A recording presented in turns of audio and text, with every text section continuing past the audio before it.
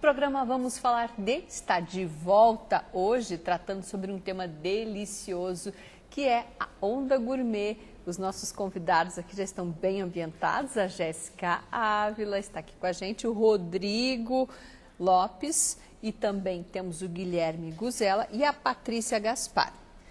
Antes desse intervalinho, a gente fez toda uma apresentação sobre o conceito dessa onda gourmet, falou sobre os trabalhos que cada um desenvolve, como eles podem conversar entre si nesse mercado.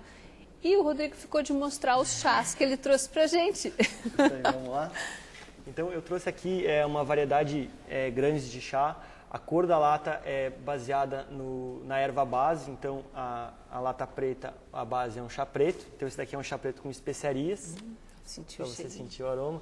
Então, a gente tem nessas especiarias canela, pimenta preta, gengibre, cardamomo. São os ingredientes do chai, esse chá. Esse é o meu chá preferido, é uma delícia mesmo, gente, eu tomo ele diariamente, além de outros, mas esse eu faço questão de tomar uma xícara pelo menos todo dia. E eu tenho aqui o Toronto Nights. O Toronto Nights é um chá bem gostoso, é um dos nossos chás mais vendidos. É um chá de sabor um pouco mais adocicado, a base dele é chá branco, ele tem um toquezinho de chá verde também, rosa mosqueta, amêndoa, canela. Bem docinho mesmo, nossa. Bem docinho, né?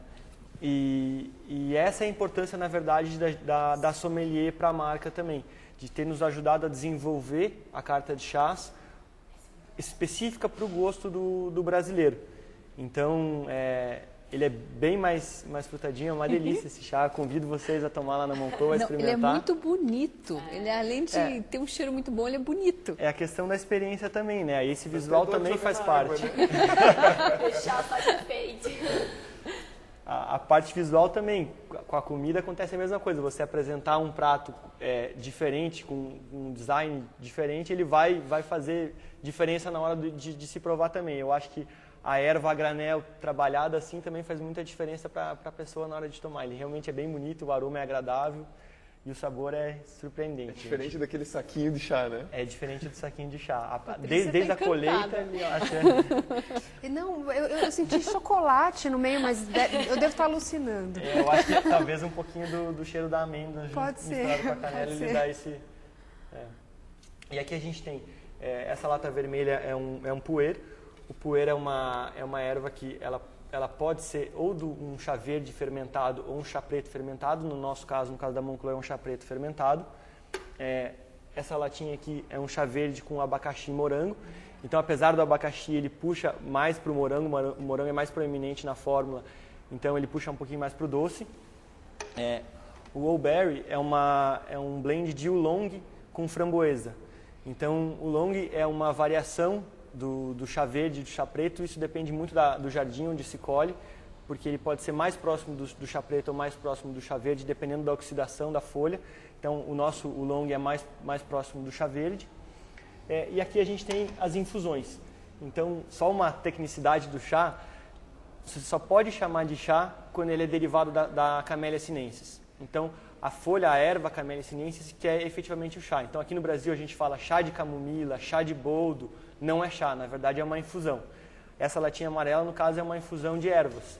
Então, são as mesmas especiarias que vocês encontram aqui no Indian Flavor, porém, em vez do chá preto, a gente tem capim-limão. Então, ele é um chá mais suave, mas de sabor bem encorpado também, é uma delícia.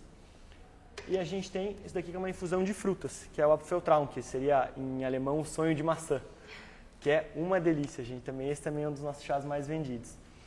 E por último, essa latinha roxa, que é o Rooibos, que é uma erva da África do Sul. Então, em vez da Camellia sinensis, a gente tem uma erva sul-africana que vai fazer aqui a mistura com baunilha, com canela, também trazendo um chá com um sabor mais adocicado. Então, essas são as variedades de ervas que a gente tem na Moncloa.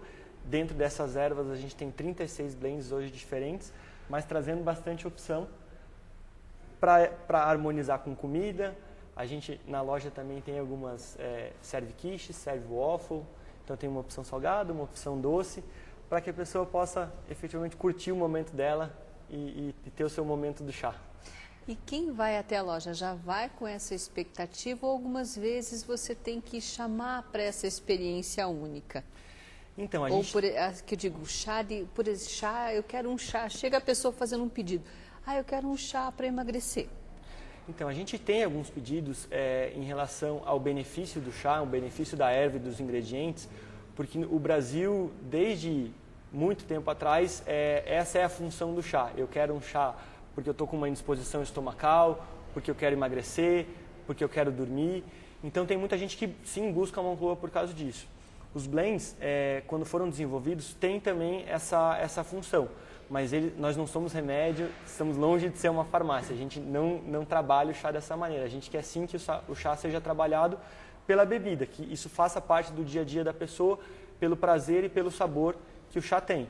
Mas sim, ele tem os seus benefícios e a gente consegue indicar que ele pode auxiliar, mas ele nunca vai ser responsável pelo emagrecimento da pessoa, por curar algum tipo de desconforto que ela tem. Não é esse o objetivo da Moncloa e acredito que do chá também. E aí faz isso de um jeitinho tranquilo, que tem dado certo. Tem. A gente está bem feliz hoje com a loja, com a receptividade do público também.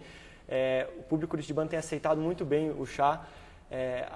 Em 2012 saiu uma pesquisa de mercado que Curitiba era a capital do Brasil que mais consumia chá e a gente está conseguindo comprovar isso.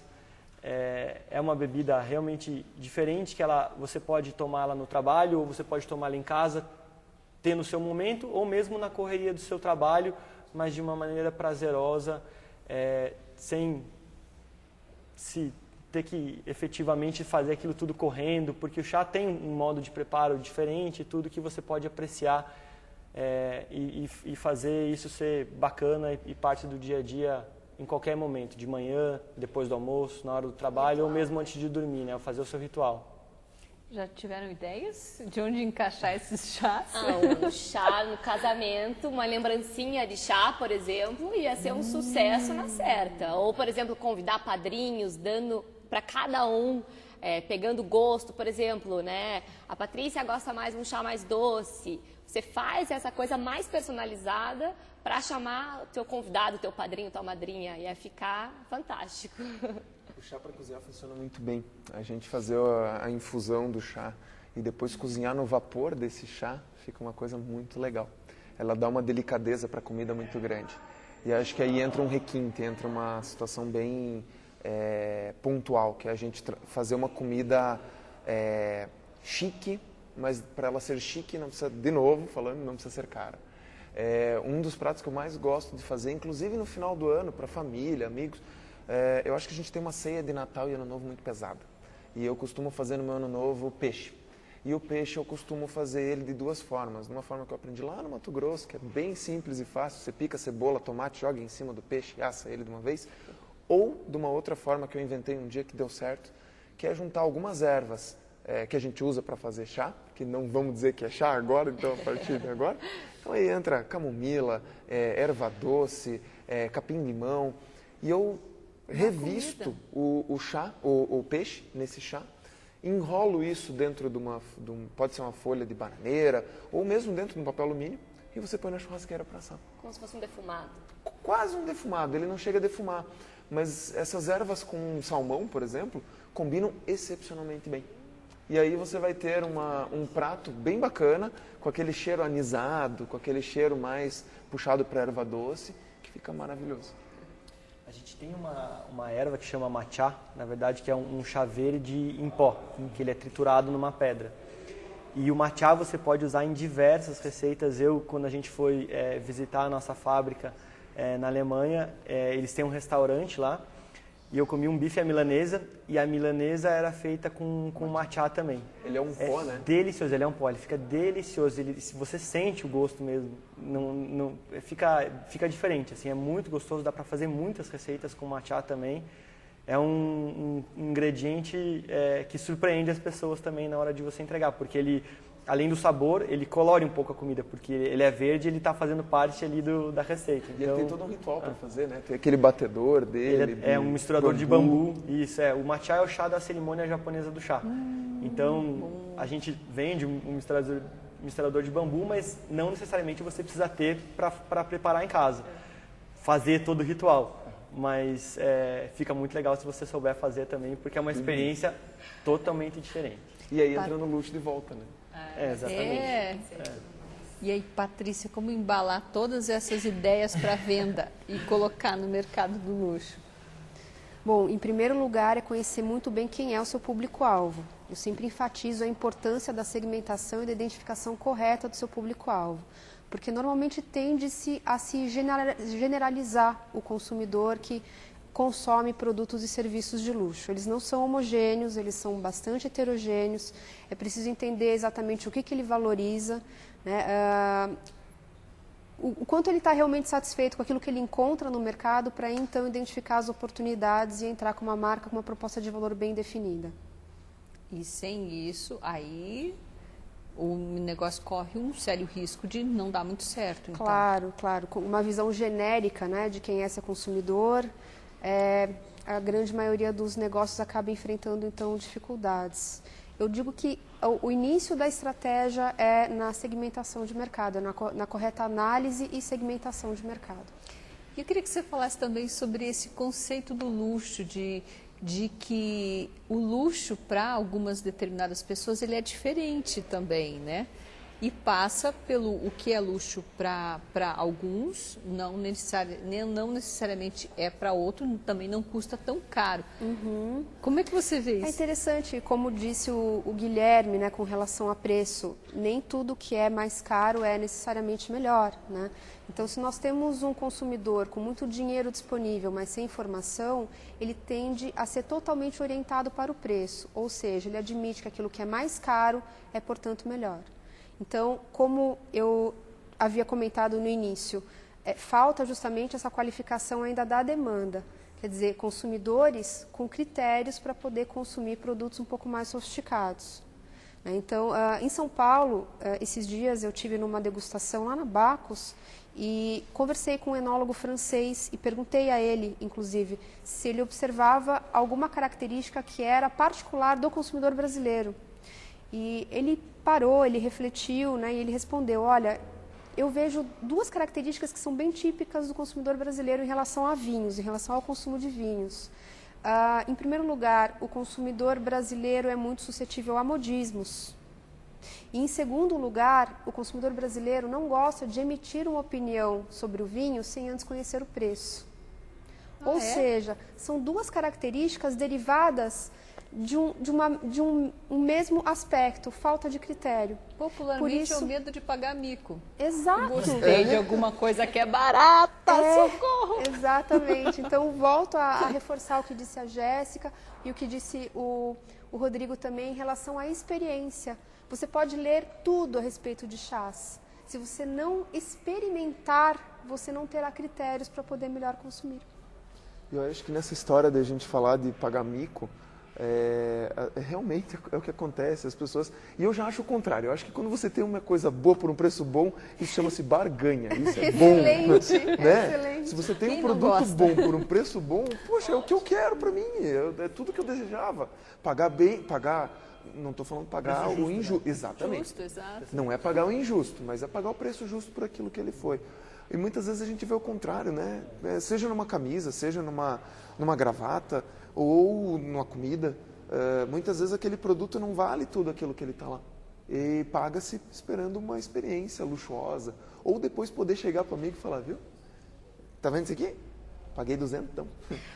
Então, acho que tem essa questão do se gabar pela coisa que você está... Nossa, e existe o reverso da moeda, então. Por exemplo, ele pode gastar uma fortuna numa coisa que é muito feia ou ruim. Brega. E está ali comentando com o amigo. Veja, olha só o que eu comprei, ó. Tem o outro lado também. Do status também, né? Você compra só porque é caro, não necessariamente sendo bom, mas para mostrar eu tenho, ou eu fui em tal lugar, eu consumi alguma coisa. E isso não é necessariamente um luxo, né? Você não precisa pagar tão caro. E o que a gente estava falando também, o luxo para um não necessariamente é o luxo para o outro. Exato. Então tem a questão do luxo de um e o brega do outro. E aí entra um exemplo que eu costumo fazer em relação ao próprio casamento, festa de aniversário, quando a gente é consultado para fazer cardápio. Vez ou outra aparece aquela assim, eu queria no meu cardápio vou dar um exemplo de um prato, não necessariamente, mas um estrogonofe. E para a pessoa, o conceito do estrogonofe é um prato de fim de semana que a avó fazia, que não se comia todo dia, então é um prato luxuoso. Mas não necessariamente é um prato de luxo ou um prato de requinte para ser apresentado num casamento. E às vezes a gente pode fazer uma coisa que seja muito mais simples, como uma polenta com ragu de cordeiro, e ele pode ficar maravilhoso num casamento. Nas mini porções que a gente estava falando no começo, mas numa coisa exclusiva. Mas o estrogonofe pode ser uma coisa meio demodê, pode ser uma coisa que já... É a história da personalização também, né? Por exemplo, num casamento o luxo, às vezes, é essa experiência de você trazer a personalização dos noivos pro casamento. Não tem coisa mais feia você fazer um casamento com a cara da amiga porque ela fez e ficou legal para ela, né? Ou uma prima minha casou e colocou um lustre de cristal, eu quero igual. Mas Jéssica, isso acontece? Olha, isso acontece. Por isso que eu perguntei, Rodrigo, tem gente que chega lá, eu quero chá para emagrecer. Tô andando com uma dor de cabeça, me indica esse chá. Como é que você faz para explicar que não é um contexto diferente? A gente, como as plantas e os ingredientes têm esses benefícios, isso já é atestado pela farmacologia. O teu ainda é a gente sintonia, sim pode ainda dar uma certa orientação, mas sempre ressaltando que ele não é remédio para nada, ele pode no máximo auxiliar para algum tipo de coisa. Mas a comida, o lance do gourmet na comida, eu acho que ela é facilmente validada pelo cliente. Ela pode ter uma apresentação de gourmet, de luxo, ela pode ter um preço de gourmet, de luxo, mas ele vai consumir na hora. Então, se aquilo, entre aspas, é uma enganação para o cliente, ele vai perceber facilmente na hora. Contrapartida, uma roupa não, uma roupa ele está desfilando uma logomarca, né? Então, aquilo é o status que ele vai desfilar. Eu, certa vez, participei de uma consultoria de precificação, e ele também usava o exemplo do vinho, onde eles fizeram um teste cego, em que eles davam o mesmo vinho, falando que um custava R$50 e outro R$200. 95% dos participantes gostaram mais do vinho mais caro. E era o mesmo vinho, ninguém percebeu a diferença. Que absurdo. Entendeu? Quer dizer, por quê? Porque isso faz parte do psicológico da pessoa. Entendeu? Ela espera que um produto luxuoso, um produto gourmet tenha um preço mais caro, que isso ateste a qualidade dele, quando não necessariamente é. A alimentação, eu acho que ela tem um benefício para o consumidor, porque ele vai provar aquilo na hora e se ele não gostou, ele não gostou. Ele não tem uma marca para desfilar mais, né? Então, eu acho que essa é uma diferença grande, talvez, do tipo de produto. Mas que, sim, entender o público faz toda a diferença para você ter sucesso no negócio. Não tem dúvida nenhuma. Entre os alunos também isso é comum acontecer. Chegam para buscar informações sobre o curso, pensando que é uma coisa, e daí você tem que situar, falando, olha, não é bem assim. Sim, engraçado que os cursos de gestão do luxo, tanto aqui em Curitiba, no Centro Europeu, quanto em São Paulo, eles atraem pessoas que entendem muito de consumir, né? Gostam muito de comprar, mas não tem domínio nenhum sobre ferramentas de gestão, realmente, de negócio. Então, nesse sentido, sim, é necessário situar, né, o aluno que o enfoque do curso é a administração, é a gestão do negócio. E como fazer isso de uma forma que não melindre? É delicado, mas nas aulas de introdução a gente já consegue essa contextualização sem afastar, né, o aluno do curso. Sem assustar os alunos. Sobre essa questão dos alunos, eu tenho um caso interessante, que ele vai um pouquinho na contrapartida da história do cara. Eu fiz, há pouco tempo atrás, estava dando uma aula sobre vinhos espumantes, e eles experimentaram 4 níveis de espumante, e lógico que o último tinha que ser um belo de um champanhe francês. No meio do caminho eles experimentaram uma cava espanhola, e no final eles gostaram mais da cava espanhola do que do champanhe francês, sendo que o champanhe custava 5 vezes mais do que a cava. Tá aí, então, uma questão de gosto. Pois é, e para eles talvez fosse muito mais luxo tomar aquela cava do que o champanhe, porque o champanhe tinha um preço, mas eles não apreciavam. Eu gostei mais do champanhe, particularmente. Não tanto pelo preço, mas ele era melhor de sabor. E a cava vai super bem também, não desmerecendo a cava. Mas num nível de sabor, o champanhe estava acima, ele era um pouco mais complexo. Muito bem. Olha só, o nosso tempo passou tão rápido. E agora a gente vai se encaminhar para as considerações finais, então eu gostaria que vocês deixassem os contatos, para quem ficou interessado em ter mais informações, quiser conversar com vocês. Jéssica Ávila? Então, tem o meu site, né, que é o www.jessicaavila.com.br, o meu Instagram, que é @avilajessica, e a página do Facebook também, que é /JessicaAvila. Então lá estão todas as informações, tem histórias de casamentos reais, tem toda quarta-feira pedidos de casamento, então é super legal porque os noivos adoram, porque buscam referências. E também falo de destinos de lua de mel, fornecedores, tudo que possa ajudar as noivas e quem está planejando o casamento a buscar as melhores referências. Obrigada pela participação. Imagina, obrigada. A gente espera que também tenha colaborado nessa conversa toda para novas ideias aí para o site. Com certeza.